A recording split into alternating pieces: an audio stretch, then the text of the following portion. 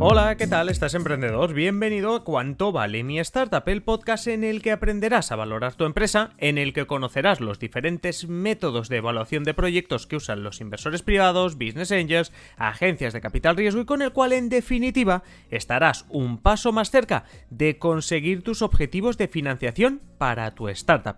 Este podcast está creado por Keiretsu Forum España, la mayor red de business angels del mundo, que lleva muchos años conectando emprendedores con grandes proyectos e inversores que buscan oportunidades claras de negocio. Si tu empresa está buscando inversión, visita keiretsuforum.es o el enlace de la descripción del episodio y descubre cómo presentar tu proyecto en uno de los foros de inversión que Keiretsu Forum organiza cada mes en Barcelona, Madrid, otras ciudades de España e incluso de manera online. Dicho esto, comenzamos.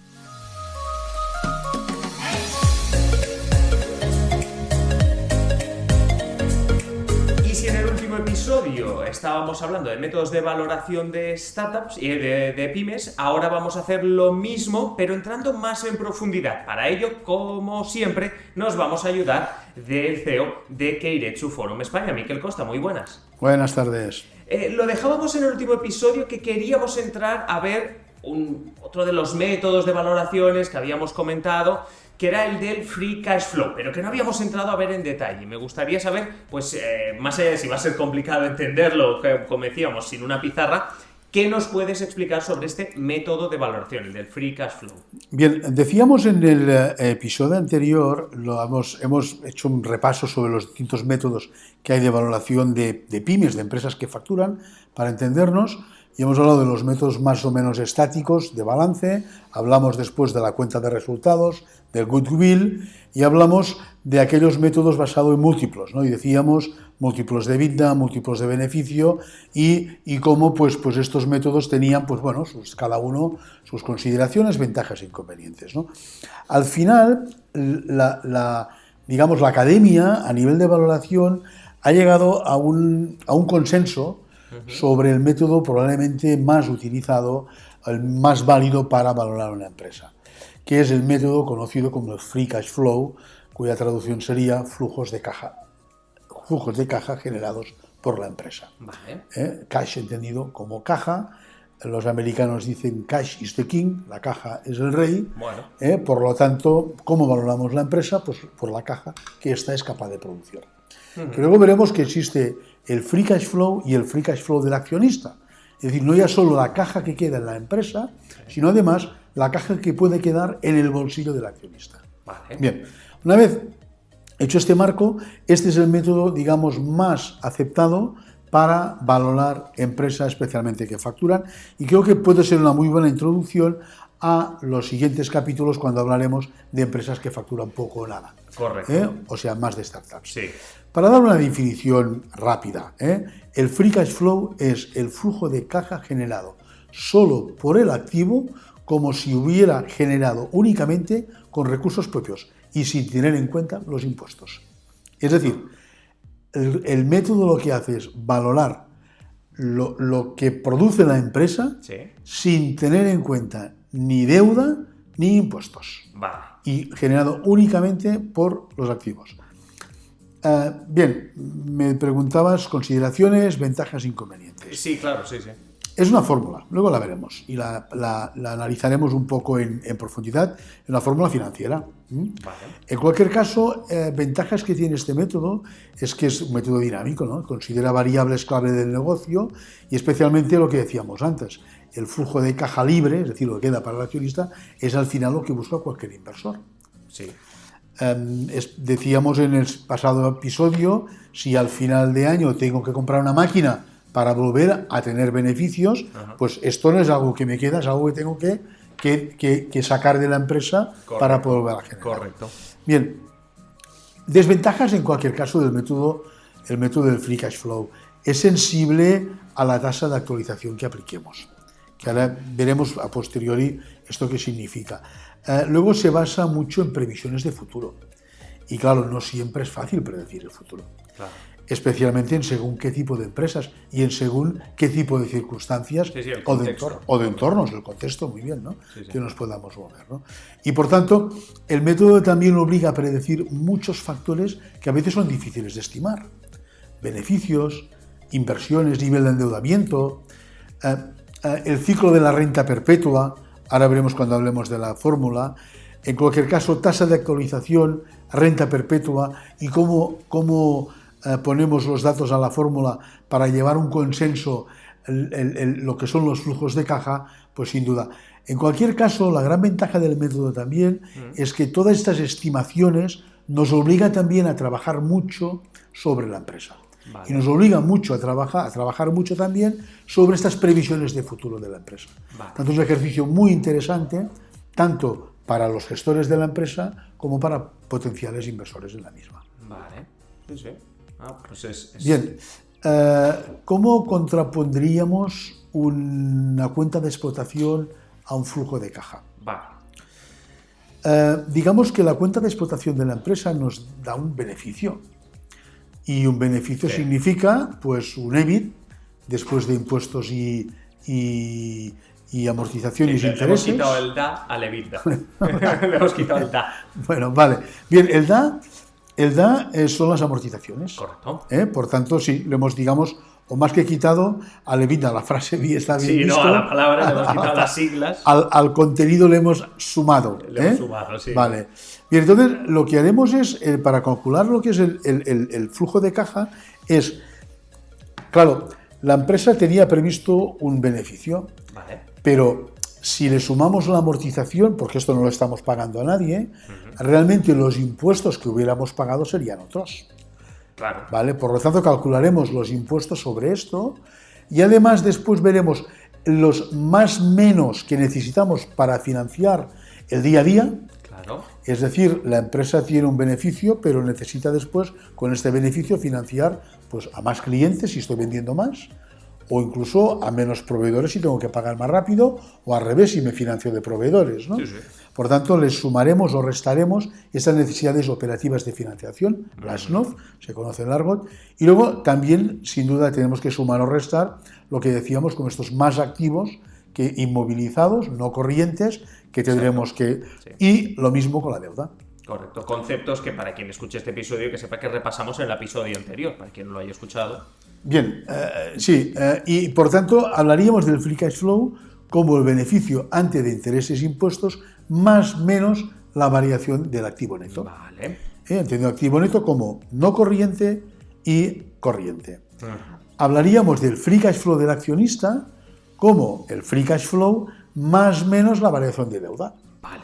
De manera que al final del ejercicio la deuda la empresa tiene que pagar a la sociedad, por lo tanto esto no podría recuperarlo el accionista en el supuesto de...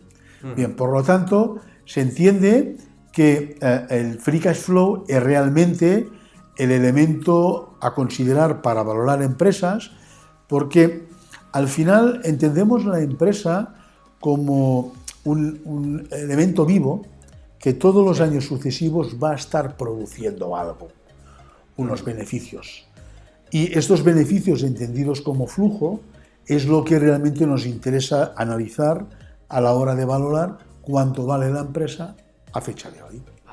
Vale. Entonces, estabas comentando, me he quedado sobre todo con el principio que decías que esto es una fórmula, que nos la ibas a comentar. Claro, una fórmula tiene pues distintas variables, distintos componentes. Entonces, ¿qué componentes, qué variables son las que tenemos que tener controladas dentro de esta fórmula? ¿Qué va a tener esta fórmula? Bien, en primer lugar, lo que debemos hacer para un cálculo del free cash flow es ponernos de acuerdo en la cuenta de explotación futura de la empresa, que luego trasladaremos a unos flujos de caja futuros de la empresa. Vale. Por lo tanto, si estamos en el año 0, sí, hablaremos de más 1, más 2, más 3, más 4. Vale. ¿Hasta cuándo? Hasta el año 5 quizás, que donde ya a partir del año 5 ya todos puede ser muy ciencia ficción y muy impredecible. Vale, por lo tanto, haremos una previsión de estos flujos de caja de los próximos 4 o 5 años. Vale. Y a continuación cogeremos este último quinto año o cuarto y entenderemos que esto se va a reproducir en el futuro hasta el infinito. Vale. Es decir, la empresa no muere en 5 años, la empresa sigue produciendo flujos. Por lo tanto, para no estar toda la vida bien, al final, algunas veces se puede incluso decir que el método es un poco como una previsión de tesorería, pero no a tan corto plazo como sería la previsión de tesorería, que es el próximo mes o el próximo trimestre o semestre, sino pues una previsión de tesorería, pero anualizado y teniendo en cuenta variables como es devolución de deuda, grado de endeudamiento de la empresa, etcétera, etcétera. Bien, lo que hacemos, por lo tanto, es coger estos flujos de caja de los 1, 2, 3, 4, 5, a partir de 5 le llamaremos N, y lo que haremos es descontar estos flujos futuros poniendo cuánto valdrían hoy estos flujos futuros. Es decir, si yo gano, la empresa obtiene de flujos 1.000 euros en el año 1, situados a fecha de hoy, esto no son 1.000 euros. Esto es algo menos, porque 1.000 euros de dentro de un año es algo menos a fecha de hoy. Hay una tasa de actualización. Que esa tasa de actualización es la primera variable que deberemos tener en cuenta. Bien, esta tasa de actualización será para el año 1, para el año 2, para el año 3. Tanto lo que haremos es coger el flujo del año 1, llevarlo al año 0. Sumarle el del año 2, llevarlo al año 0. Sumarle del año 3, llevarlo al año 0. Así el 4, y cuando lleguemos al 5 le llamaremos N, y le llamaremos lo que llamamos el valor residual a este año N. De manera, este valor residual, ¿cuál va a ser? Va a ser este flujo del año 5 llevado al infinito a una tasa de crecimiento que le llamamos G. Esta G sería una segunda variable a tener en cuenta en la fórmula, muy importante. ¿Qué es esta G? Bueno, pues esta G puede ser la inflación, por ejemplo. Entendemos de que cada año pues, hay un 2% de inflación. Yo estaba pensando en eso, cuando hablabas de la inflación. La economía crece, pero a lo mejor en según qué sectores que crecen más que la economía, la G puede ser otra, puede ser un valor superior, porque va a ser superior a lo que es únicamente la inflación. Bien, entonces lo que haremos es esta fórmula de coger todos esos flujos hasta el infinito, la llevaremos también a valor presente y sumaremos este flujo a los que ya tenemos sumado del año 1, el 2, el 3, el 4 y el 5. Correcto. Por lo tanto, la tercera variable de la fórmula será este Vn, que es el valor residual en el año n. ¿Vale? Bien, a partir de aquí, ¿cómo se calcula este año n? Tenemos, por una parte, esta tasa G de crecimiento, pero luego debemos entender que el inversor quiere sacar una rentabilidad a esta inversión. Y por tanto, esta rentabilidad mínima yo la quiero obtener del valor de la inversión que voy a hacer. Y por tanto, esta tercera o cuarta variable que tenemos en cuenta en la fórmula es lo que llamaríamos la K sub P. La K sub P, que es la variable quizás más relevante de la fórmula del free cash flow, es la que me indica la tasa de prima de riesgo que el inversor pone primero al sector y después a la propia empresa. Y que siempre irá sumada a lo que es esta tasa G de crecimiento, decíamos, de la economía o inflación. Por lo tanto, decíamos al principio ventajas y desventajas del método, que ya entendemos que si ponemos una K sub P de 5%, del 10 o del 15, esta actualización nos va a ser una de muy distinta, sin duda. Claro. Y si el crecimiento ponemos un G del 1%, del medio o del 2%, también este valor residual va a ser uno muy distinto. Lo que hace la fórmula es, en base a estas variables en que nos vamos a poner de acuerdo empresa e inversor, calcularemos el valor presente a fecha de hoy de estos flujos de caja. Vale, o sea, por recapitular un poco con todo lo que has explicado y teniendo en cuenta también lo que ya veníamos diciendo en el episodio anterior. Digamos que no hay un único método de valoración, porque precisamente titulamos el episodio anterior de métodos de valoración y podemos concluir que no hay un único método, que deberíamos escoger varios a la vez y hacer cálculos, porque hacíamos en algún momento bromas sobre las ventajas, desventajas, que a todos le vemos desventajas. Deberíamos coger varios, no quedarnos con uno. Que los métodos que a utilizar van a depender sobre todo de, nos decías, el sector, el tamaño de la empresa, el contexto que tenga la empresa, el momento, si es inicial o ya maduro de la empresa. Una de las cosas con las que me quedo también es que el más utilizado para valorar una pyme, una pequeña, mediana empresa, una empresa que ya está facturando, es el free cash flow, que nos acabas de comentar. Entonces, si no me corriges en esto, la cuestión sería, ¿cuál es el siguiente paso después de esta recapitulación, por decirlo así? En el proceso de valoración de la empresa. Bien, vale, muy bien la recapitulación. Digamos, el más aceptado, no es el mejor, el más aceptado, el free cash flow, pero nunca como método único. Correcto, es uno más de los métodos para valorar la empresa. Entendido. Nuestra recomendación para valorar una pyme es coger siempre un mínimo de 3 métodos. Vale. Y por tanto, mínimo de 3. Valorar la empresa en estos 3 métodos, ver las variaciones que se producen de uno u otro, ver qué variables juegan más o juegan menos en cada uno de los métodos, y a partir de ahí esto nos tiene que servir para ir bien preparados a la negociación. Correcto, sí, sí. Muy importante, cuando hablamos de escoger 3 métodos, descomponer los factores. Aquí no se trata de decir esto vale 1 millón según el free cash flow. Aquí esto trata de decirse que la K/P que hemos utilizado es del X%, que la G que le hemos puesto es del X%, que la prima de riesgo que damos al sector es del tantos puntos y la prima de riesgo de la empresa tantos puntos. El que está al otro lado de la mesa quiere transparencia, quiere información, quiere... Bueno, si negociamos sobre las variables, será mucho más fácil llegar a un acuerdo, porque veremos los puntos en que podemos estar de acuerdo y los puntos en los que estamos en desacuerdo. Bien, por tanto, una vez hemos descompuesto los factores, lo que haremos es coger 3 métodos. Por ejemplo, para valorar una pyme, y pongamos un ejemplo muy rápido, que se entienda un poco, y por si ponemos un ejemplo, pues algún número... Normalmente con los ejemplos mejor, sí, vale. Sí. Cojamos, por ejemplo, que cogeremos una pyme, haremos la valoración por el free cash flow, luego a continuación iremos a buscar, hemos dicho, múltiplos comparables, operaciones similares, y luego hemos dicho también de ir a buscar, pues bueno, las operaciones similares que haya habido en el sector. Sí. Múltiplos comparables, operaciones similares. Correcto. ¿Qué quiere decir múltiplos comparables? Bien, quiere decir que voy a informarme aunque nos parezca mentira, toda pyme tiene empresas cotizadas en las que compararse.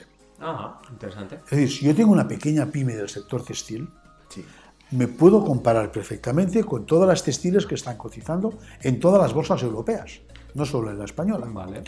Luego habrá quizás una variación, un porcentaje por tamaño de empresa. Sí. Pero cada sector más o menos tiene un comportamiento parecido.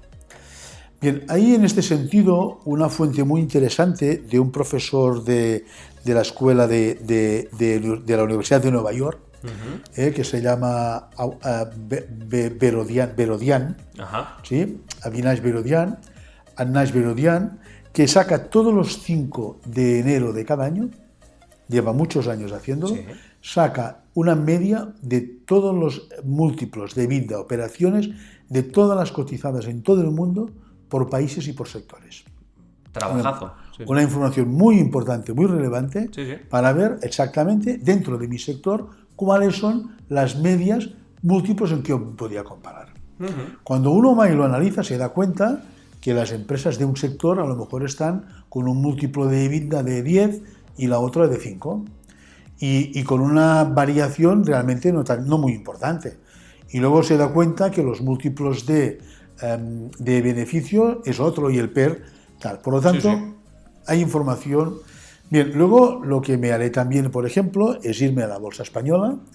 Bolsas y Mercados Españoles publica por sectores información de cada una de las empresas por sectores.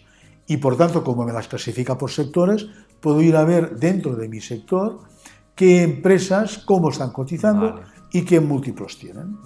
Y puedo ver, por lo tanto, cuáles son los múltiplos de EBITDA, cuáles son los múltiplos de ventas que está pagando el mercado para estas empresas y también, claro, cuáles son el PER de cada una de estas empresas. ¿Vale? Bien. Entonces, luego lo que haré, una vez hecho esto y tengo los múltiplos, haré el método de flujos de caja con esta empresa PYME que estamos diciendo. Correcto. El método de flujos de caja significa que voy a analizar especialmente cuentas de resultados y balances provisionales de los 3-4 próximos años y voy a buscar, decíamos, las variables más relevantes, como son la CAP/P, es decir, la tasa de actualización que voy a dar a estos valores futuros, la G, que es la de crecimiento, y dentro de la CAP/P, lo que es la prima de riesgo del sector y la prima de riesgo de la empresa. Correcto. Con estas variables voy a coger y voy a ver los años +1, +2, hemos dicho, +3, +4, habíamos dicho, o hasta el 5 puede ser, sumado esto a fecha de hoy.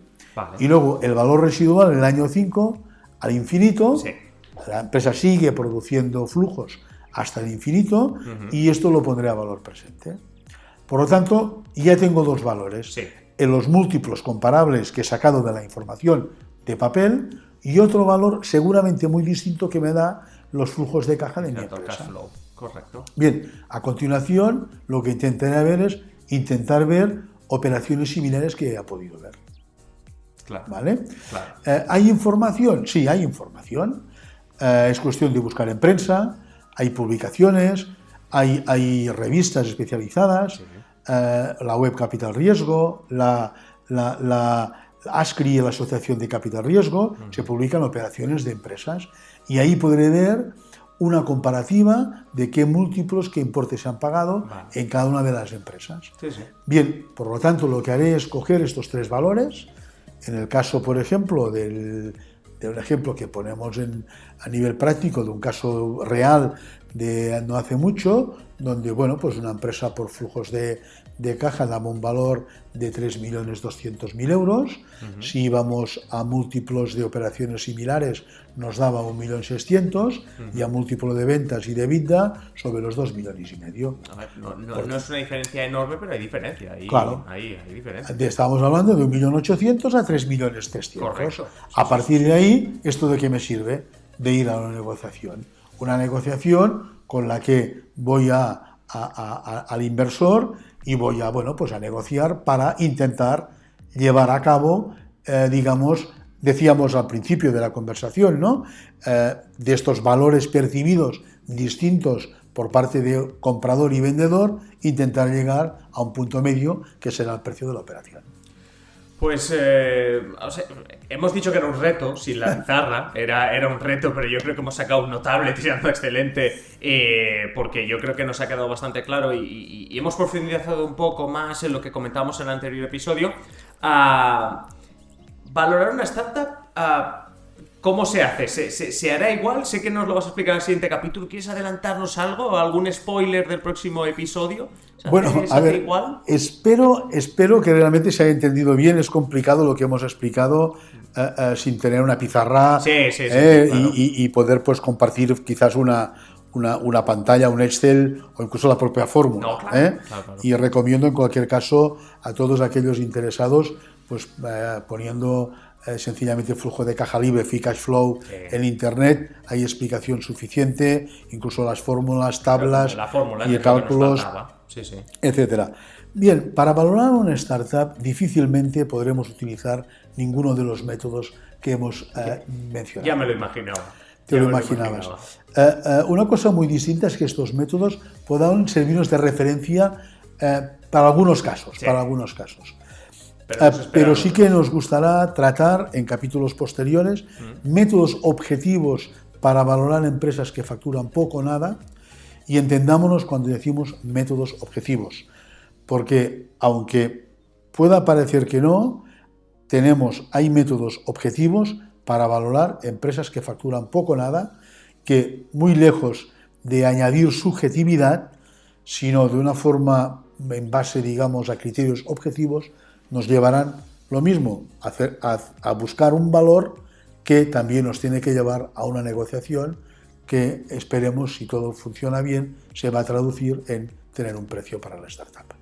Pues como ya estáis escuchando, en este camino de cuánto vale mi startup, nos estamos acercando precisamente a métodos de valoración objetivos, como estabas diciendo, Miquel, de una startup. Ya nos vamos ahora ya con el misterio, no te pido más spoilers, nos esperamos ya al siguiente episodio. Miquel Costa, CEO de Keiretsu Forum España, muchísimas gracias, como no. Gracias a vosotros. A la próxima.